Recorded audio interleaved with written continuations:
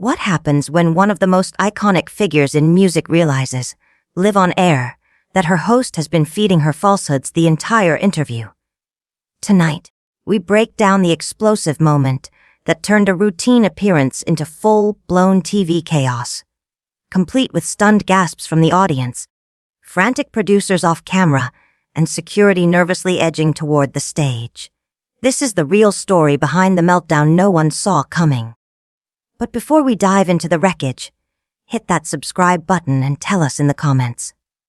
What do you think truly set Cher off? It began like any other night at the El Capitan Entertainment Center. Jimmy Kimmel's team had spent weeks hyping Cher's appearance, promising a heartfelt conversation about her new memoir and highly anticipated farewell tour. Cher arrived in high spirits. Backstage, she joked with the crew and complimented the set. "Jimmy," she said during soundcheck, adjusting her signature black sequined outfit, "I've been doing this for 5 decades. I've heard it all, seen it all, and survived more than most. But I still get a little nervous before going on." Kimmel, with his usual charm, smiled. "Sure, you're a legend. Just be yourself. We're gonna have fun tonight. I promise." The show kicked off at 7:30 p.m. sharp. The energy in the room was electric. When Jimmy finally announced her name, the audience erupted with thunderous applause that lasted nearly 2 minutes. "Ladies and gentlemen, the incomparable Cher!" he shouted, gesturing with theatrical flair as she walked out and blew kisses to her fans. The interview started smoothly enough. Jimmy asked about her memoir. Cher shared stories from her early Hollywood days, her complex partnership with Sonny Bono, and what it meant to be a woman in a male-dominated industry during the 60s and 70s. "People forget how different it was back then," she said, her voice steady with decades of experience. "Woman had to fight for everything, every dollar, every credit, every ounce of respect, and I wasn't about to let anyone take away what I'd earned." Then, everything changed. Kimmel leaned forward, sounding curious. "Speaking of trailblazing, I read somewhere that you actually discovered Madonna back in the day. Performing in tiny clubs." Cher paused. Her smile faded. "I'm sorry, what? Jimmy? I think you've got me confused with someone else. I never discovered Madonna. We've met." "Sure, but I had nothing to do with her career starting out." Jimmy chuckled awkwardly and glanced at his note cards. "Weird. Must be a mix-up from my team." "No worries. Let's talk fashion. You're a style icon. I read you designed the outfit Michael Jackson wore when he did the moonwalk." This time, Cher didn't just frown. She narrowed her eyes. "Jimmy, that's not true either. I had nothing to do with Michael's costumes." "Who told you that?" Kimmel looked thrown, flipping through his cue cards. "Really? That's strange. Okay, here's another one. This one's wild. Apparently, you were offered the lead in Titanic but turned it down because you didn't want to film in water." Cher sat upright. Her tone sharpened. "Jimmy, stop. None of this is true. Where are you getting this? This was supposed to be a professional conversation about my real life and my actual work, not some fantasy fan fiction." The audience, once buzzing with energy, fell completely silent. Kimmel looked to his producers, then back at Cher, still holding the cards like a lifeline. "I'm just reading what the research team gave me," he muttered. "Here's one more. You once challenged Barbra Streisand to a sing-off in Central Park, and when she said no, you hired a skywriter to spell out Barbara's scared over her house in Malibu." The chair screeched as Cher stood. Her voice cut through the room like a knife. "Okay, Jimmy, what is this? A prank? A hit job? Because every single thing you've said tonight has been absolute fiction." "Do you think this is funny?" Jimmy stood too, panic starting to crack his usual smirk. "Cher, please. Let's just take a breath. Maybe there's been a miscommunication." "Miscommunication?" she shot back, her voice rising. "No, Jimmy. This was a betrayal. I came here in good faith. You promised a respectful interview. Instead, I've been ambushed with lies and tabloid garbage." The audience watched in stunned silence as the atmosphere shifted from awkward to dangerous. The band had stopped playing. Crew members hovered near the edge of the set. Security was inching closer. Cher's eyes didn't blink.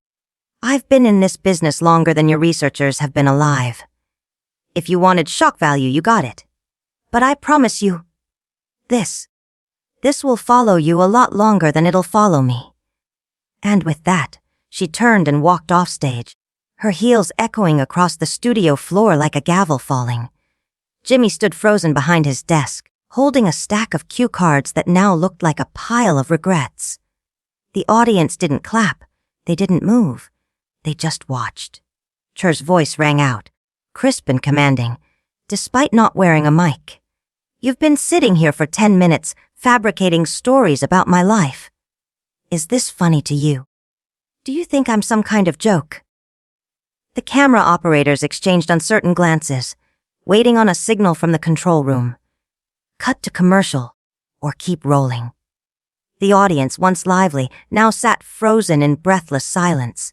Everyone in the room knew this wasn't scripted. Jimmy Kimmel tried to recover control of the moment.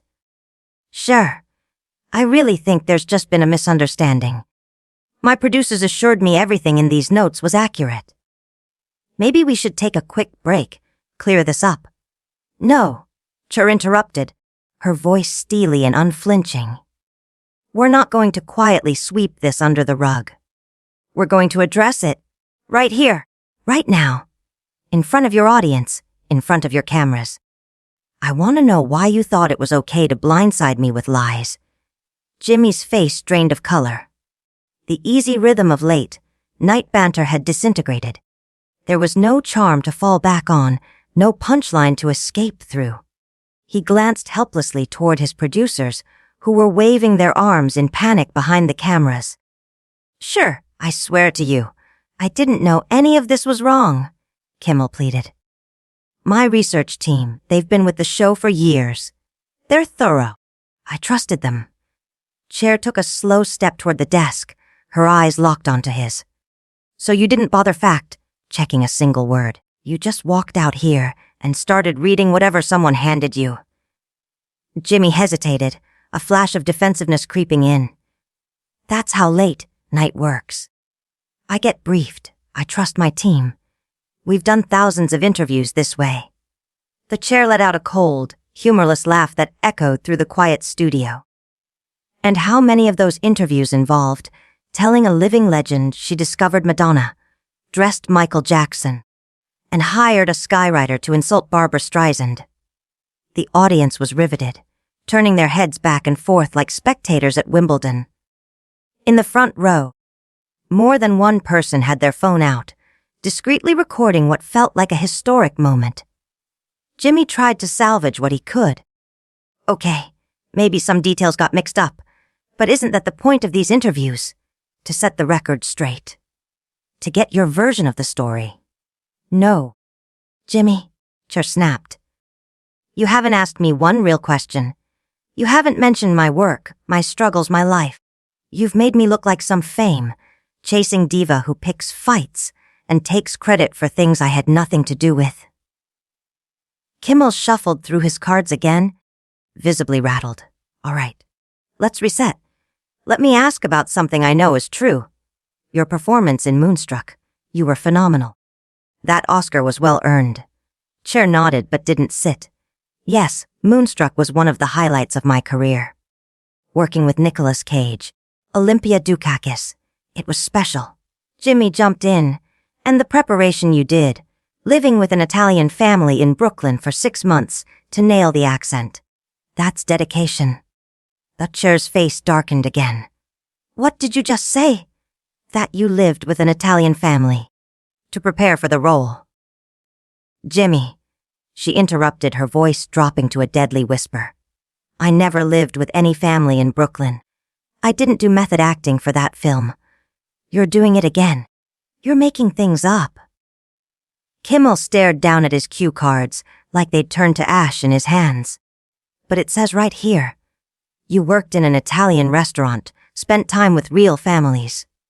Show me. Cher demanded, walking around the table. Show me exactly what your research team put in front of you.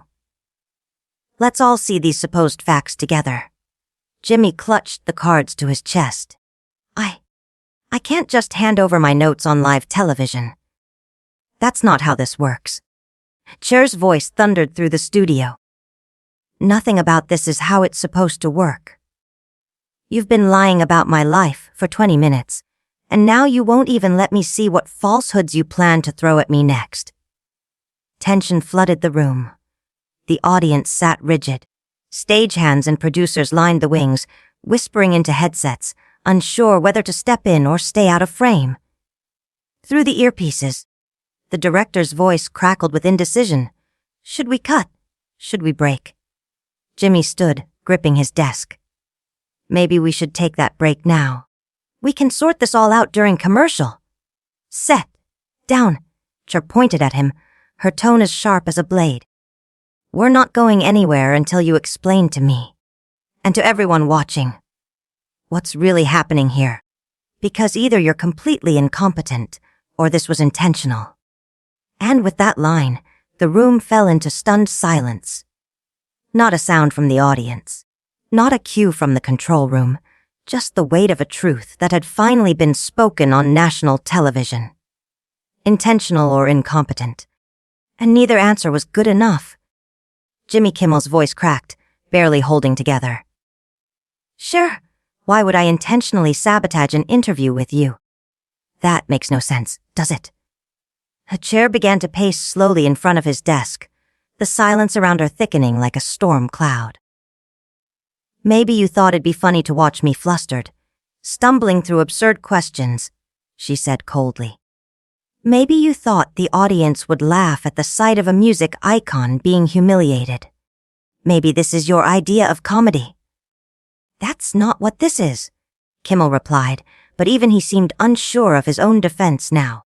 His words landed with the weight of wet paper. Sure, I respect you. Enormously.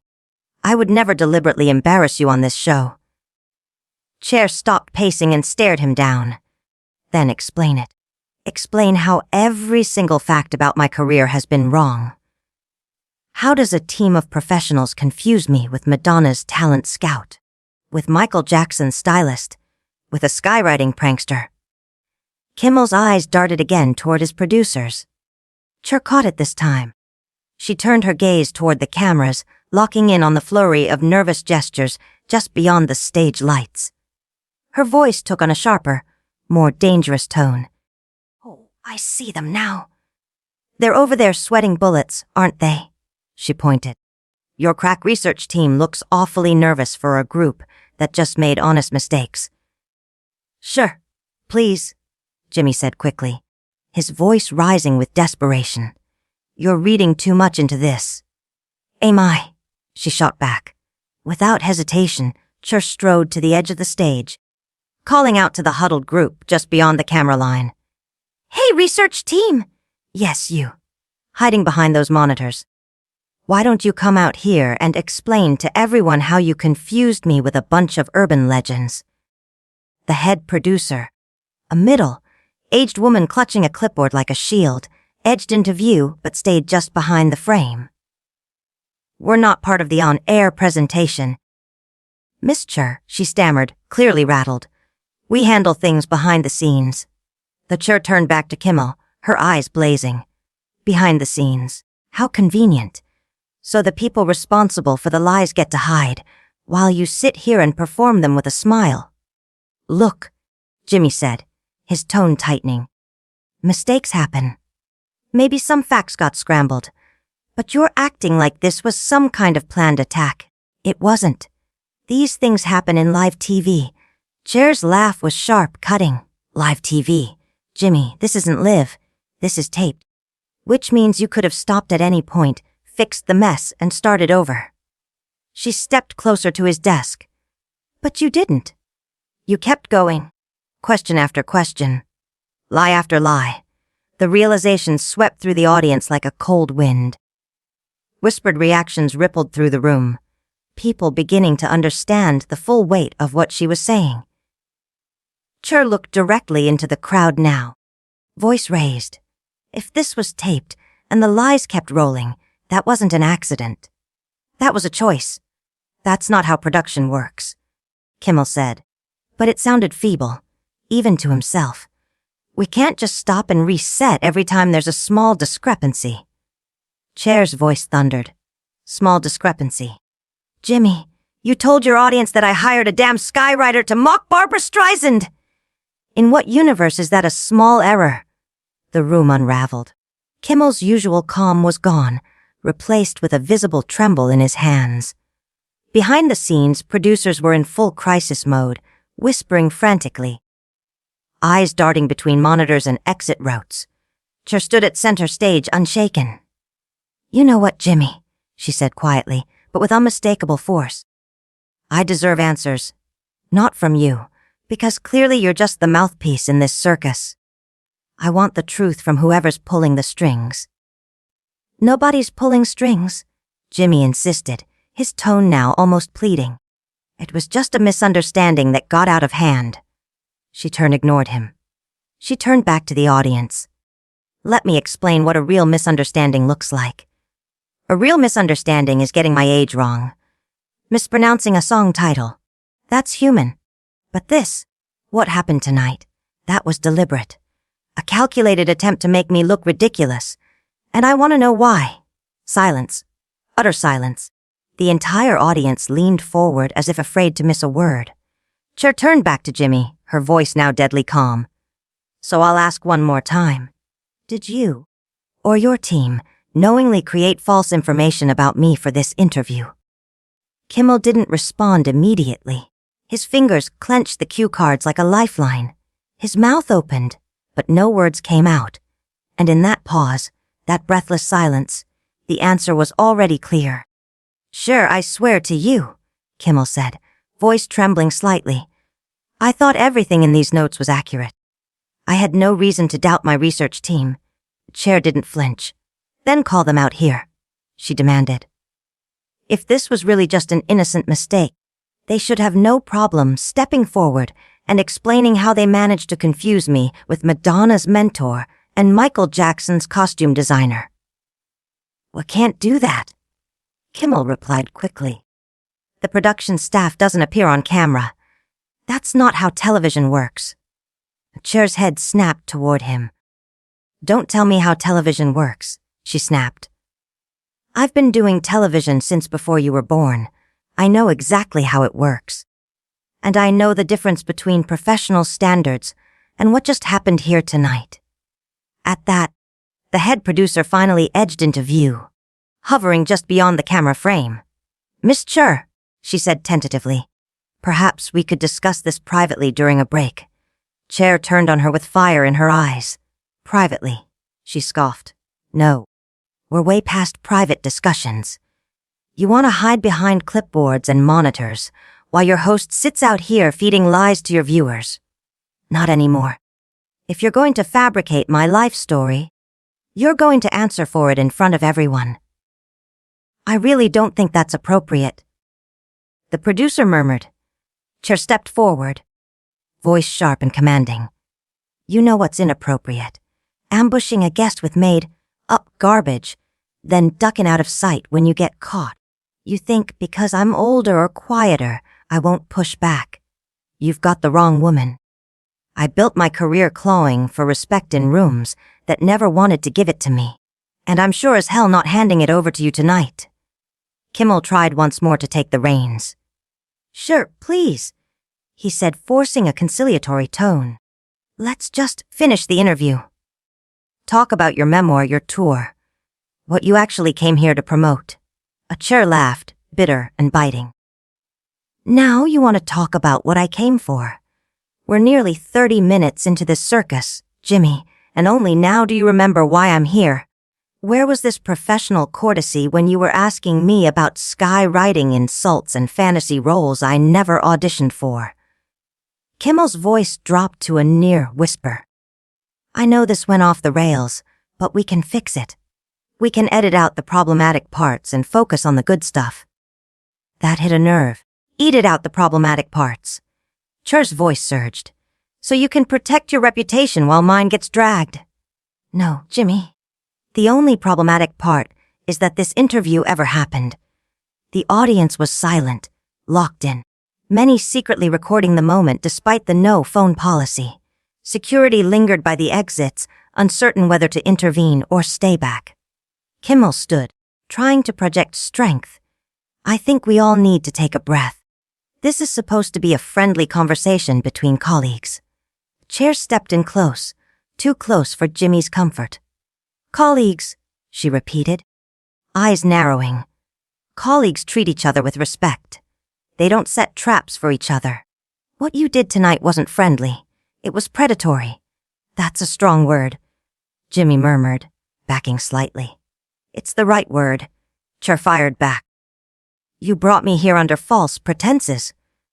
You sat there feeding me lie after lie, then tried to gaslight me when I pushed back. That's not a misunderstanding. Jimmy, that's a setup. The head producer now stepped fully into the light, voice quivering.